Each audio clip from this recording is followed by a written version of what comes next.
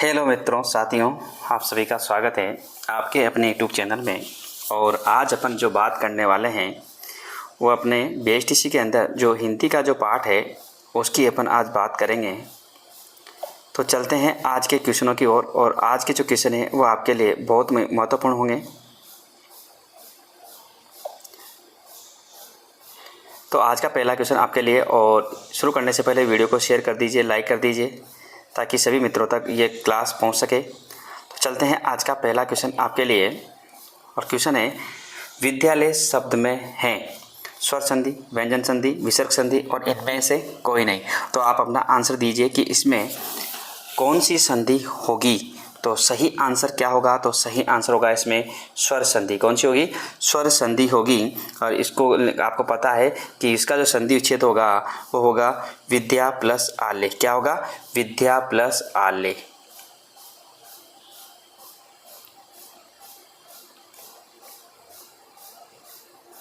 क्या होगा? विद्या प्लस आले हो जाएगा। तो आपको पता है इस बारे में कि यहाँ पर इसके अंदर कौन सी संधि होगी। तो यहाँ पर इसमें होगी स्वर संधि होगी। कौन सी होगी? स्वर संधि होगी। चलते हैं अगला क्वेश्चन। और अगला क्वेश्चन है, राष्ट्रभाषा होती है, राष्ट्रभाषा कौन सी होती है? अधिकतर राज्यों की भाषा, राज्य विशेष की भाषा, राष्ट्र की राजधानी की भाषा, राष्ट्र के लोगों की संपर्क की भाषा। तो इसका सही आंसर क्या होगा? तो यहाँ पर होगा कि राष्ट्र के लोगों की संपर्क भाषा क्या कहलाती है? राष्ट्रभाषा कहलाती है। और आप चाहे तो याद रखें कि राष्ट्रभाषा का शाब्दिक अर्थ होता है राष्ट्र में प्रयुक्त भाषा, अर्थात आम जन की भाषा से है। जो भाषा देश के राजकीय कार्यों के लिए प्रयुक्त होती है वो राजभाषा कहलाती है। राष्ट्रभाषा सारे देश की संपर्क भाषा होती है तथा इसका व्यापक जनाधार होता है। ठीक है, तो सही आंसर होगा आपका राष्ट्र के लोगों की संपर्क भाषा। वर्दी संधि का उदाहरण नहीं है। वर्दी संधि है उसका उदाहरण नहीं है अभ्यागत, एक, जलोद, महोस्त। तो यहाँ पर सही आंसर क्या होगा? अभ्यस्त। वर्दी संधि का मतलब होता है कि जिनकी मात्रा में क्या हो रही है? वृद्धि हो रही है। तो यहाँ पर इसका सही आंसर होगा कि ये सारे के सारे क्या है? एक, जलोद, महोस्त, ये सब किसके उदाहरण है? वर्दी संधि के उदाहरण है। जबकि अभ्यागत किसके उदाहरण नहीं है? वर्दी संधि का उदाहरण नहीं है। और इसका जो संधि विच्छेद होता है और इसके अंदर कौन सी संधि होती है? इसके अंदर संधि होती है यण संधि। कौन सी होती है? यण संधि होती है। ध्यान रखना कि अभ्यागत के अंदर संधि कौन सी होती है? यण संधि होती है। और इसका जो संधि विच्छेद होता है अभि प्लस आगत। क्या होता है? अभि प्लस आगत होता है। ये भी आपको ध्यान रख सकते हैं कि इसका जो संधि विच्छेद होता है वो होता है अभि प्लस आगत। ठीक है, चलते हैं अगले क्वेश्चन की ओर। और अगला क्वेश्चन है क्वेश्चन नंबर 4। संधि का अर्थ है। संधि का अर्थ क्या है वो आपको बताना है कि संधि का अर्थ है दो अक्षरों का मेल, दो शब्दों को जोड़ना, दो अक्षरों के मेल से तीसरा अक्षर बनना, दो अक्षरों के रूप में परिवर्तन। तो यहाँ पर इसका सही आंसर क्या होगा कि संधि का अर्थ क्या है? तो यहाँ सही आंसर होगा कि दो अक्षरों के मेल से तीसरा अक्षर बनना क्या कहलाता है?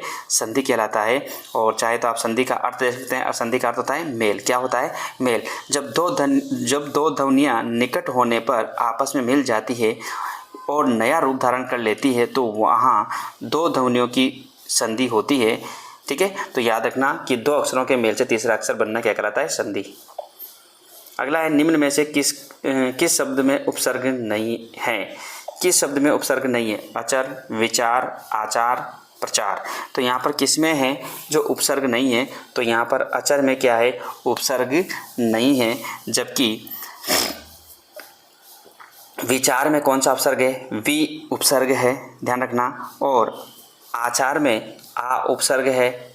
और प्रचार में यहाँ पर प्र उपसर्ग है। क्या है? प्र उपसर्ग है।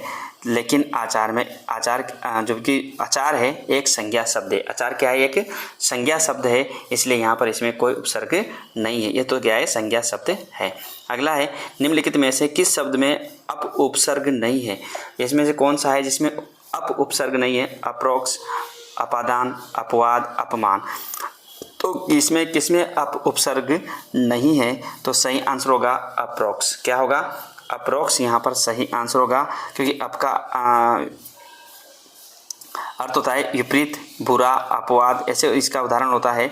तो यहाँ पर जो अप्रोक्स है इसमें क्या है, अब उपसर्ग नहीं है, तो सही आंसर होगा यहाँ पर आपका पहला ऑप्शन। ठीक है। निम्नलिखित में किस शब्द में 2 से अधिक उपसर्ग है? किस शब्द में 2 से अधिक उपसर्ग है? व्याकरण, समन्वय, दुर्व्यवहार, पर्यावरण। तो यहाँ पर इसका सही आंसर क्या होगा?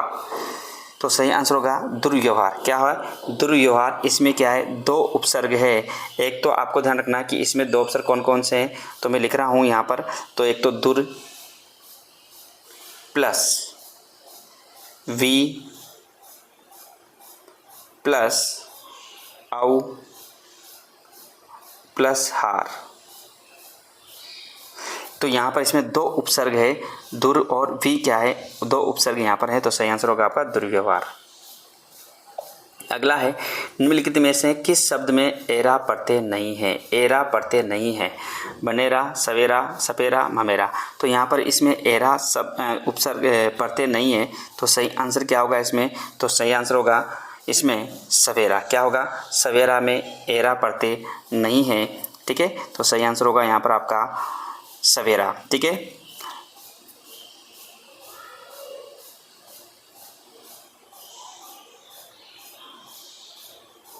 चलते हैं अगला क्वेश्चन, और अगला क्वेश्चन है, पैतृक शब्द में एक प्रत्यय के साथ मूल शब्द है।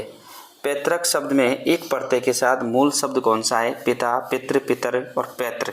तो यहाँ पर जो इसमें एक प्रत्यय के साथ मूल शब्द है कौन सा है? तो सही आंसर होगा यहाँ पर पितृ क्या है, मूल शब्द है। क्या है? पितृ क्या है, मूल शब्द है। तो यहाँ पर आपका सही आंसर होगा कि पैतृक के साथ में शब्द में एक प्रत्यय के साथ मूल शब्द कौन सा है? पितृ यहाँ पर मूल शब्द है। सही आंसर होगा आपका ये। चलते हैं अगला क्वेश्चन। अगला क्वेश्चन 10 है, इन प्रत्यय से निर्मित शब्द है। इन प्रत्यय से निर्मित शब्द कौन सा है? नाइन, पंडिताइन, कुलीन, ठकुराइन। तो यहाँ पर सही आंसर क्या होगा? तो सही आंसर होगा यहाँ पे कुलीन। क्या आंसर होगा? कुलीन यहाँ पर इन प्रत्यय से निर्मित शब्द है, क्योंकि इसमें इन प्रत्यय की बात कर रहा है, जबकि ठकुराइन में क्या है? आइन प्रत्यय। क्या है इसमें? इसमें आइन प्रत्यय है। ये भी आपको याद रखना है कि इसमें कौन सा प्रत्यय है? आइन प्रत्यय है। और जो नाइन है इसमें इन प्रत्यय हैं, और पंडिताइन में भी आइन प्रत्यय हैं, जबकि जो कुलीन है उसमें इन प्रत्यय। इसमें क्या है? इन प्रत्यय है। ठीक है, तो यहाँ पर पंडिताइन और ठकुराइन में तो आइन प्रत्यय हैं, जबकि इसमें जो नाइन है इस नाइन में इन प्रत्यय। क्या है? इन प्रत्यय है। ठीक है, चलते हैं अगला क्वेश्चन। समास के कितने भेद हैं? समास के कितने भेद हैं? 5, 3, 7 और 6। तो समास के कितने भेद होते हैं? तो आप सब जानते हैं कि 6 भेद होते हैं। कितने होते हैं?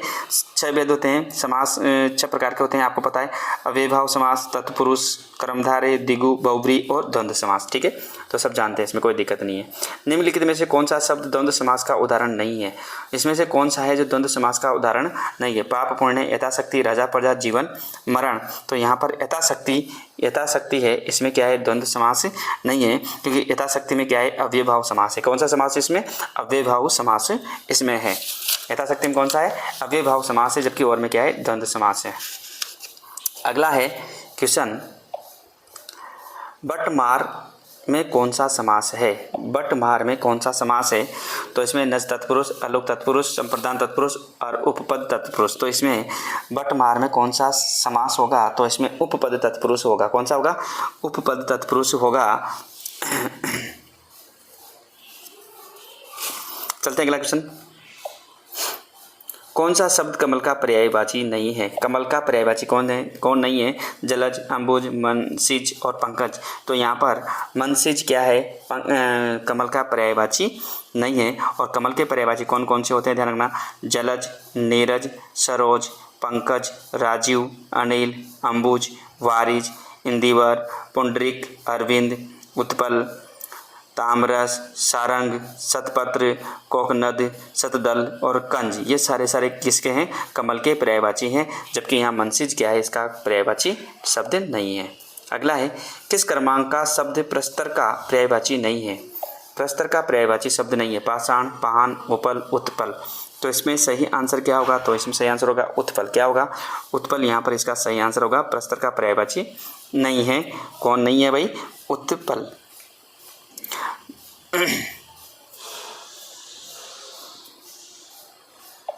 अगला है, कौन सा शब्द भ्रमर का पर्यायवाची नहीं है? भ्रमर का पर्यायवाची मधु, अली, भौरा, सपरी। तो यहाँ पर कौन सा है जो भ्रमर का पर्यायवाची नहीं है? तो कौन सा सही है? सपरी यहाँ पर इसका पर्यायवाची शब्द नहीं है। और भ्रमर से जो पर्यायवाची होते हैं वो भौरा, मधु, अली, मधुकर, षटपद, द्विरेफ, चंचरीक, मिलिंद आदि इसके क्या होते हैं? पर्यायवाची होते हैं। अगला है, तिमिर का इलोम शब्द है। तिमिर का इलोम शब्द है प्रकाश, ज्योतिर्मय, आलास, आलोक। तो यहाँ पर इसका सही आंसर होगा कि तिमिर का इलोम शब्द है आलोक। क्या है? आलोक इसका इलोम शब्द होता है, क्योंकि तिमिर का अर्थ होता है अंधकार। तिमिर का अर्थ क्या होता है? तिमिर का अंदर का अर्थ होता है अंधकार, जबकि आलोक का अर्थ होता है आलोक का अर्थ है प्रकाश होता है। तो इसलिए यहाँ पर जो तिमिर है उसका इलोम शब्द क्या हो जाएगा? यहाँ आलोक हो जाएगा। चलते हैं अगला क्वेश्चन है, अनुज का सही इलोम है। अनुज का सही इलोम क्या होगा? तो आप सब जानते हैं भ्राता, ज्येष्ठ, कनिष्ठ और अग्रज। तो अनुज का सही इलोम होगा अग्रज। कौन सा होगा? अग्रज। यहाँ पर आपका सही आंसर होगा कि इसका सही इलोम होगा आपका अग्रज। ठीक है, सही आंसर होगा आपका अग्रज। चलते हैं अगला क्वेश्चन, अल्पज्ञेय का इलोम का क्रम है। अल्पज्ञेय का इलोम का क्रम है अवज्ञेय, सर्वज्ञेय, अभिज्ञेय, कर्तज्ञेय। तो यहाँ पर इसका सही आंसर होगा सर्वज्ञेय। क्या होगा? सर्वज्ञेय इसका सही आंसर होगा कि इसका इलोम क्रम क्या है? अल्पज्ञेय का इलोम का क्रम क्या है? सर्वज्ञेय इसका सही आंसर होगा। सर्वज्ञ का अर्थ होता है सब कुछ जानने वाला। ठीक है, और जबकि अल्पज्ञ का अर्थ होता है कम ज्ञान रखने वाला। अल्पज्ञ का मतलब क्या होता है? कम ज्ञान रखने वाला, जबकि सर्वज्ञ का मतलब क्या होता है? यहाँ पर सब कुछ जानने वाला। चलते हैं अगला क्वेश्चन, दक्षिण पूर्व के बीच की दिशा को क्या कहते हैं? दक्षिण पूर्व के बीच की जो दिशा होती है उसको क्या कहते हैं? ईशान, वायव्य, आग्नेय, नेत्र। तो इसको क्या कहते हैं? वायव्य। क्या कहते हैं? वायव्य कहते हैं। और ये भी ध्यान रखें कि पूर्व उत्तर की दिशा का कोण कौन सा कहलाता है? ईशान कोण कहलाता है। जो उत्तर पूर्व दिशा का जो कोण कहलाता है क्या कहलाता है? ईशान कोण कहलाता है। जबकि दक्षिण पश्चिम का दिशा का कोण वायव्य कोण कहलाता है। और जो दक्षिण पूर्व है उसका दिशा का आग्नेय कोण कहलाता है। और दक्षिण और पश्चिम दिशा का कोण क्या कहलाता है? नेत्र कोण कहलाता है। मरने की इच्छा वाक्यांश हेतु उपयुक्त शब्द है। मरने की इच्छा वाक्यांश हेतु उपयुक्त शब्द कौन सा है? तो यहाँ पर इसका सही आंसर होगा मुर्मूसा। क्या होगा? मुर्मूसा। यहाँ पर इसका सही आंसर होगा कि जिंदा रहने की इच्छा जिजीविषा और मरने की इच्छा मुर्मूसा। ठीक है, जबकि मरने की इच्छा मुर्मूसा। ठीक है, तो सही आंसर होगा आपका यहाँ पर मुर्मूसा। अगला है, किस क्रमांक में आदि शब्द युग्म का सही अर्थ भेद है? इन दोनों शब्दों का बताना है कि इनका अर्थ क्या होता है। पूर्व, अंत, अभ्यस्त वगैरह, अंत, प्रारंभ, प्रारंभ, अभ्यस्त। तो इसका सही आंसर क्या होगा? तो इसका सही आंसर होगा यहाँ पे प्रारंभ, अभ्यस्त। क्या होगा? प्रारंभ, अभ्यस्त। यहाँ पर इसका सही आंसर होगा।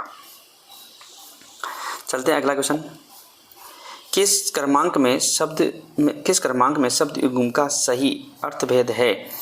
तरणी, नौका और सूर्य, अनल, अनिल, हवा और अग्नि, मरीचि, रश्मि और रवि, सलील, सवेरी और सिप्त। तो यहाँ पर इसका सही आंसर क्या होगा? यहाँ से अलग शब्द है ये, तो इसका सही आंसर क्या होगा? इनका पीछे अर्थ दे रखा है, तो इसका सही आंसर होगा यहाँ पर मरीचि, रश्मि और रवि। यहाँ पर इसका सही आंसर होगा, क्योंकि तरणी का मतलब होता है सूर्य। तरणी का मतलब क्या होता है?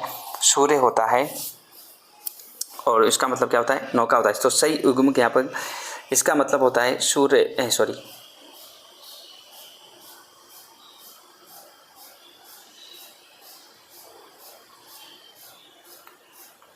यहाँ पर तरणी का मतलब होता है सूर्य और इसका मतलब होता है नौका। तो यहाँ उल्टा दे रखा है, जबकि मरीचि का मतलब होता है रश्मि और इसका मतलब होता है, और यहाँ पर अनल का मतलब होता है अग्नि और अनिल का मतलब होता है यहाँ हवा। तो यहाँ भी उल्टा दे रखा है। ठीक है, तो सही आंसर होगा आपका यहाँ पर ये वाला मरीचि, रश्मि और रवि। अगला है, मरीचि शब्द का सही युग्म अभी अपन ने पढ़ा है, उसी को अपन वापस दोबारा पढ़ रहे हैं।